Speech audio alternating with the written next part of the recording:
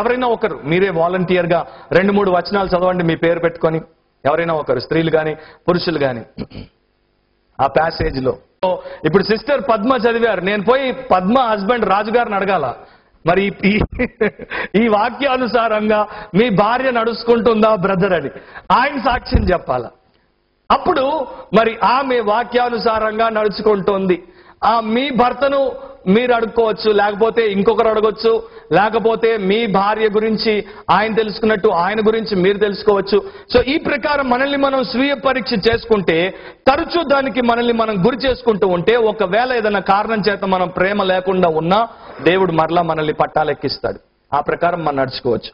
2006 సంవత్సరంలో నేను ఈస్ట్ ఆఫ్రికాకి వెళ్ళాను. కెన్యా అనే ఒక దేశానికి అక్కడ కాన్ఫరెన్స్ లో మాట్లాడడానికి పిలిస్తే అక్కడికి వెళ్ళినప్పుడు నా పేరు వాళ్ళకి ఉపేందర్ అనే బదులు మేము మిమ్మల్ని మా స్వాహిలి భాషలో అలాంటి పదమే ఒకటి ఉంది, ఆ పదంతో పిలిస్తే మీకు అభ్యంతరమా అని అన్నారు. ఏంటో చెప్పండి అంటే ఉపేందర్ బదులు ఉపేందో అంటామన్నారు. స్వాహిలి భాషలో ఉపేందో అని పిలుస్తామన్నారు. నేను అన్నాను, మీరు నన్ను ఆ ప్రకారం పిలవక ముందు దాని అర్థం ఏంటో చెప్పండి అన్నాను. వెంటనే ఆ కన్వీనర్ అన్నాడు, దాని అర్థం చాలా గొప్పది బ్రదర్, ఉపేందో అని స్వాహిలిలో అంటే ప్రేమ అని అర్థం అన్నాడు. ఓహో అట్లాగైతే పిలుచుకోండి అన్నాను. ఎందుకంటే ఉపేందర్ బదులు ఉపేందో అంటే మా మెంబర్స్ అందరు కూడా, ఆఫ్రికన్స్ అందరు కూడా చక్కగా పిలుచుకోవచ్చు, వాళ్ళకి ఆ పదం నోరు తిరుగుతుంది, మీ పదం కొంచెం ఆడుగుందన్నారు.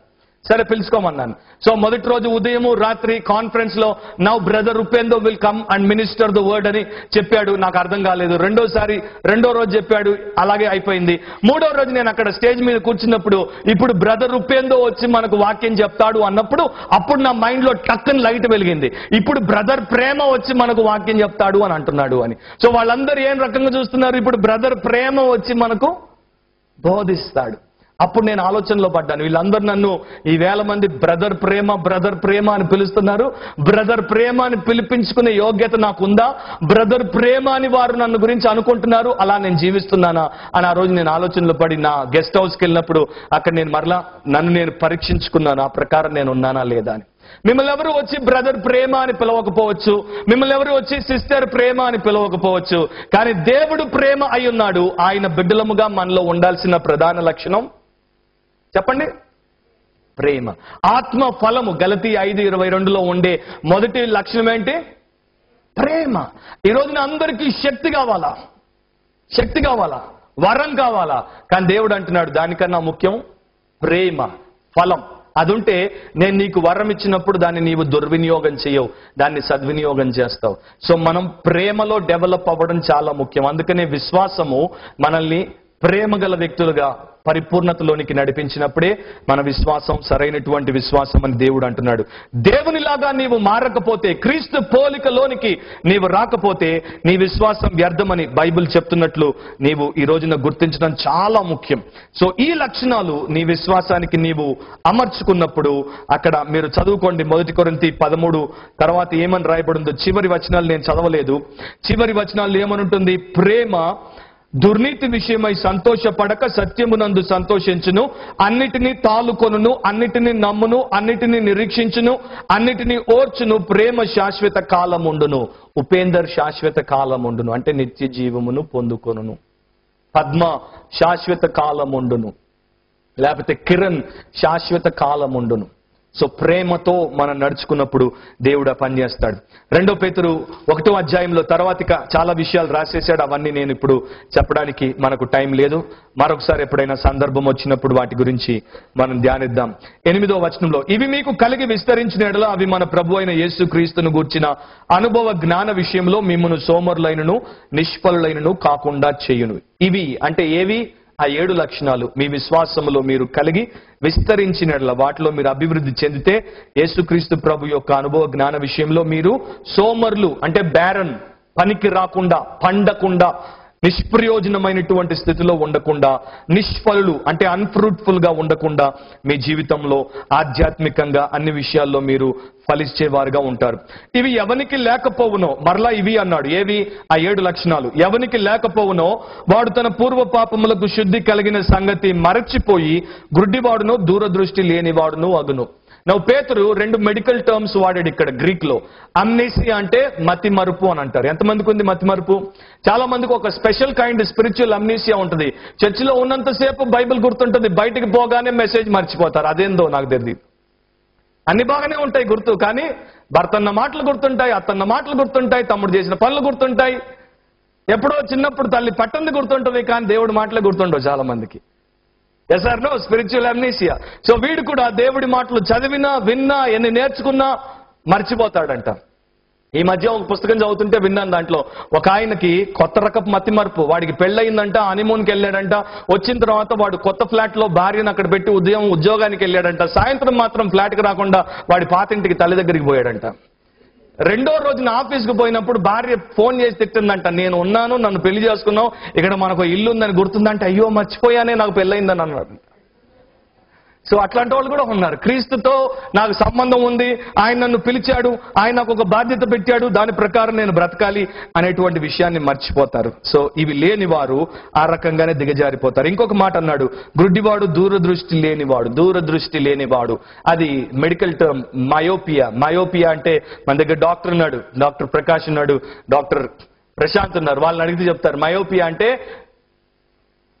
ఏంటమ్మా? Short sightedness.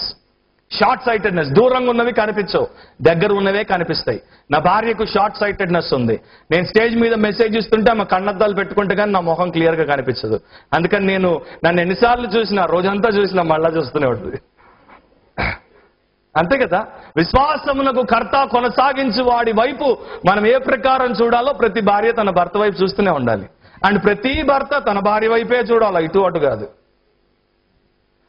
సో కళ్ళద్దాలు పెట్టుకుంటే కానీ స్పష్టంగా కనిపించదు. సో ఇలాంటి వారికి పరలోకము కనిపించదు, అక్కడ ఉన్నటువంటి ప్రభు కనిపించడు, ప్రభు యొక్క నిత్యమైనటువంటి ప్రణాళిక కనిపించదు, ఆయన ప్రేమ కనిపించదు, ఆయన వారికి చూపిన ఆ పరిశుద్ధ మార్గం కనిపించదు. వీరు పైనున్న విషయాల మీద దృష్టి పెట్టకుండా ఎంతసేపు భూ సంబంధమైన వాటి మీదే మనస్సు పెట్టి అక్కడే అతుక్కుపోయి బ్రతుకుతుంటారు. సో అలాంటి వారుగా ఇవి లేని వారు తయారైపోతారని బైబిల్ చెప్తోంది. తర్వాత అంటున్నాడు, అందువలన సహోదరులారా మీ పిలుపును ఏర్పాటును నిశ్చయం చేసుకున్నట్టుకు మరి జాగ్రత్త పడుడి.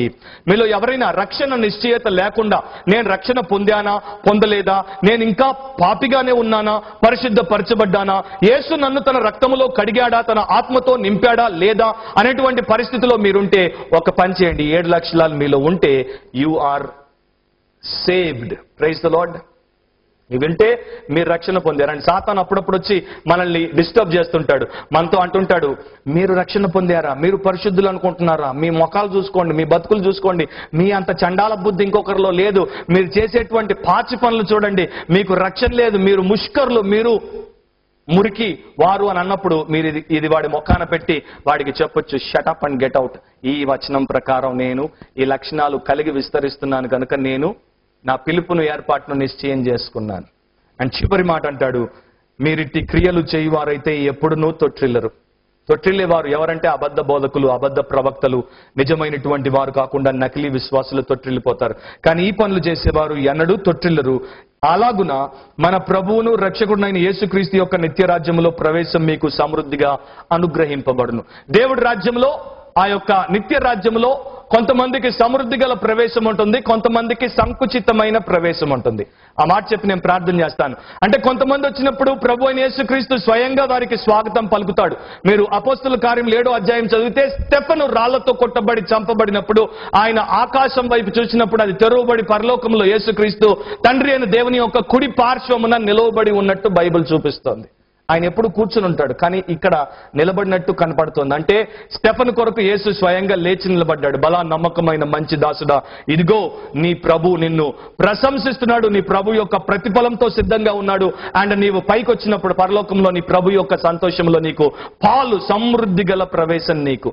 కొంతమంది ఉంటారు, 1 కొరింథీ 3:15 ప్రకారము వారు అగ్నిలో నుండి తప్పించబడినట్లు రక్షింపబడతారు. యూదా 1:23-24లో మీరు చూస్తే అగ్నిలో నుండి లాగబడినట్లు వారు రక్షింపబడతారు. వారి క్రియలన్నీ కాలిపోతాయి, ఎందుకంటే వారి క్రియలు కర్ర, గడ్డి, కొయ్యకాలు. అవి అగ్నిలో వేసినప్పుడు అంతా భస్మమై బూడిద మిగులుతుంది. కానీ వారు రక్షింపబడతారు. అయితే వారు అక్కడికి వచ్చినప్పుడు వారికి నష్టం, ఎందుకంటే వారు దేవుడి దగ్గర ఎలాంటి ప్రతిఫలం పొందుకోలేరు. మీరు ఆలోచించండి, తలంపుతో నేను విడిచిపెడతాను. పరలోకంలో కన్నీరు ఉంటుందా? చాలా మంది ప్రకటన 21:4 ప్రకారము దేవుడు మన ప్రతి బాష్ప బిందువును తుడిచివేయును, అక్కడిక దుఃఖమైనను ఏడుపైనను వేదనైనను మరణమైనను ఉండదు అనే దాన్ని బట్టి చాలా సంతోషిస్తారు. కానీ ఎప్పుడో 50 సంవత్సరాల క్రితం ఒక గొప్ప బోధకుడు జాన్ ఆర్ రైస్ అనేటువంటి బోధకుడు ఒక పుస్తకం రాశాడు, టీయర్స్ ఇన్ హెవెన్ అని, పరలోకంలో కన్నీరు ఉంటుందని. ముడి church senior pastor Erwin Lutzer, ఆయన అంటే నాకు చాలా గౌరవం, చాలా మంచి దైవ సేవకుడు, ఆయన కూడా ఒక పుస్తకం రాశాడు, టీయర్స్ ఇన్ హెవెన్, పరలోకంలో కొందరు ఏడుస్తారు. ఎందుకు ఏడుస్తారంటే దేవుడు ఇక్కడ వారికి ఇచ్చిన అవకాశాలను వారు కోల్పోయినప్పుడు, దేవుడు వారికి ఇక్కడ ఇచ్చినటువంటి గొప్ప ఈవులను వారు నాశనం చేసుకున్నప్పుడు, అక్కడికి వచ్చినప్పుడు ఆయన యొక్క ప్రతిఫలాన్ని వారు పొందలేని స్థితిలో ఉన్నప్పుడు వారు ఏడ్చకపోతే ఏం చేస్తారు? ఒకటి మనం ఎప్పుడు దృష్టిలో పెట్టుకోవాలి, పౌలు ఏ ప్రకారం బ్రతికాడో పౌలుకి ఎలాంటి ప్రతిఫలం ఉంటుందో మనం ఆ ప్రకారం బ్రతక్కపోతే మనకు అలాంటి ప్రతిఫలం ఉండదు. నరకంలో ప్రతి ఒక్కడికి ఒకే రకమైనటువంటి శిక్ష ఏ రకంగా ఉండదో, పరలోకంలో ప్రతి ఒక్కడికి ఒకే రకమైనటువంటి ప్రతిఫలం కూడా అదే రకంగా ఉండదు. సో ఇక్కడ నీవు ఏ ప్రకారం జీవిస్తావో ఇక నిత్యత్వము నీ జీవితం దాని మీద ఆధారపడుతుంది. కనుక ఇక్కడ నీ జీవితం చాలా ముఖ్యం. అక్కడికి వెళ్ళిన తర్వాత ఇక ఏ మార్పు చేసుకోలేవు. కానీ ఇక్కడ అక్కడి కోసం నువ్వు ఎంత అద్భుతంగా సిద్ధపడితే అంత అద్భుతంగా నీకు నిత్యత్వం ఉంటుంది. సో ప్రభు సమృద్ధి గల ప్రవేశం మనకిస్తున్నాడా, లేకపోతే మనం సంకుచితంగా పోతామా అనేది కూడా మన యొక్క విశ్వాస జీవితం మీద, మన లక్షణాల మీదే ఆధారపడి ఉంటుంది అనేది బైబిల్ మనకు బోధిస్తోంది. ఈ మాట ఒక టీచర్ 25 సంవత్సరాలు స్కూల్లో పనిచేసింది. ఆమె ఆ స్కూల్లో ప్రమోషన్ కోసం అర్జీ పెట్టుకుంటే ఆమెకు ప్రిన్సిపల్ గారు ప్రమోషన్ ఇవ్వలేదు. మరొక కొత్త టీచర్కి ప్రమోషన్ ఇచ్చాడు. ఈ ముసలావిడి కోపం వచ్చి ప్రిన్సిపల్ దగ్గరికి పోయి ఆయన్ని ప్రశ్నించింది, నాకు 25 సంవత్సరాల ఎక్స్పీరియన్స్ ఉంటే మీరు నన్ను ప్రమోట్ చేయకుండా కొత్తగా వచ్చినటువంటి టీచర్ని ప్రమోట్ చేశారన్నప్పుడు ఆ ప్రిన్సిపల్ చెప్పాడంట, అమ్మా నీకు 25 సంవత్సరాల ఎక్స్పీరియన్స్ లేదు, నీకు 1 year experience 25 times ఉందన్నాడంట. 1 year experience 25 times అంటే మొదటి సంవత్సరం నువ్వు స్కూల్లో చేరినప్పుడు ఏం నేర్పించావో మిగతా 24 సంవత్సరాలు కూడా అదే నేర్పించావు. నీలో ఎదుగుదల లేదు, నీలో కొత్తదనం లేదు, నీలో మార్పు లేదు, నిన్ను నేను ఎట్లా ప్రమోట్ చేస్తాను, కనుక నేను నిన్ను ప్రమోట్ చేయలేను అని చెప్పేశాడంట.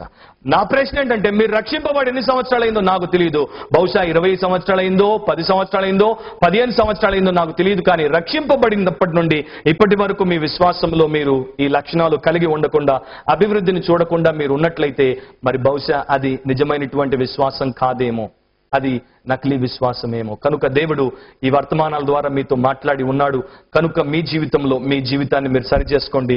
మీ విశ్వాసము నిజమైందిగా ఉంచుకొని దానికి సద్గుణాన్ని, చెప్పండి సద్గుణాన్ని, సద్గుణము, జ్ఞానము, ఆశానిగ్రహము, సహనము, దైవభక్తి, సహోదర ప్రేమ అండ్ దయ అంటే అగపే ప్రేమ. ఈ 7 లక్షణాలు మీ విశ్వాసానికి మీరు అమర్చుకుని వాటిలో మీరు విస్తరిస్తూ ఉంటే మీకు అక్కడ నిత్య రాజ్యంలో సమృద్ధి గల ప్రవేశం అండ్ ఇక్కడ సమర్థవంతమైన సమృద్ధి గల జీవం దేవుడు అద్భుతమైనటువంటి రీతిలో మీకు అనుగ్రహిస్తాడు. ఈ 7 లక్షణాలు మన ప్రభు అయినటువంటి యేసుక్రీస్తు యొక్క గుణ లక్షణాలు. అవి 7 కూడా ఆయనలో మీకు కనిపిస్తాయి. మీకు ఎక్కడున్నాయి బ్రదర్ ఆ వచనాలు నాకు ఇవ్వండి, నేను బైబిల్ స్టడీ చేసుకుంటానంటే మీరు నన్ను తర్వాత అడగండి. ఆ 7 లక్షణాలు యేసు ప్రభులో ఉన్నాయి, అవి నేను మీకు ఇస్తాను, మీరు అక్కడికి వెళ్ళి బైబిల్ స్టడీ చేసుకోవచ్చు. సో ఈ విషయాలు మన లైఫ్లో మనం కలిగి జీవించడం దేవుడి చిత్తం. పరిశుద్ధుడైన మా తండ్రి, మాకు మీరు ఇచ్చినటువంటి మీ గొప్ప వాక్యమును బట్టి మీ కోట్ల స్తోత్రాలు చెల్లిస్తున్నాం. ప్రభువా, మీరు మాతో మాట్లాడడానికి ఇష్టపడినందుకు మీకు స్తోత్రాలు చెల్లిస్తున్నాం. మేము ఏ యోగ్యత లేని వారము నాయన, మా నాశనానికి మమ్మల్ని మీరు విడిచిపెట్టకుండా మమ్మల్ని రక్షించడానికి, మమ్మల్ని మీ పోలికలోనికి రూపాంతరపరచడానికి మీరు ఇష్టపడినందుకు, మమ్మల్ని ఎంపిక చేసుకున్నందుకు మీకు స్తోత్రాలు చెల్లిస్తున్నాం. మరి గత కొన్ని వారాలుగా మీరు మాకు 2వ పేతురు 1వ అధ్యాయంలో నుండి ఇచ్చిన సందేశాలను బట్టి కూడా మీకు స్తోత్రాలు చెల్లిస్తున్నాం.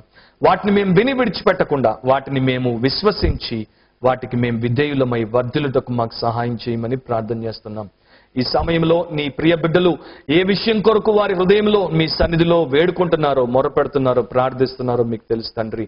ఆ విషయాల్లో మీరు వారికి తోడుగా ఉండి కార్యం చేయమని ప్రార్థన చేస్తున్నాను. పాపులను క్షమించి వారిని మీ రక్తములో కడిగి పవిత్రపరచండి. పరిశుద్ధులను ఈ విషయాల్లో పటిష్టపరిచి ఇవి కలిగి విస్తరించుటకు సహాయం చేయమని ప్రార్థిస్తున్నాం. మా అందరూ కూడా మీ నిత్య రాజ్యంలో సమృద్ధి గల ప్రవేశం గల వారముగా ఉంటకు కృప చూపించమని వేడుకుంటున్నాం. మమ్మల్ని అందరినీ కూడా మీ కృపకు అప్పగించుకుంటున్నాం. యేసుక్రీస్తు శ్రేష్టమైన నామమును అడిగి వేడుకొని ప్రార్థిస్తున్నాం తండ్రి. ఆమేన్, ఆమేన్. మా చిరునామా రూపాంతరం 106 Madan Gopal residency, Surya Nagar, Sainikpuri, Secunderabad 5,94,000. Our address, Rupantaram 106 Madan Gopal residency, Surya Nagar, Sainikpuri, Secunderabad 5,94,000. మా టెలిఫోన్ నంబర్స్ 04027113266, సెల్ నంబర్ 9848576393.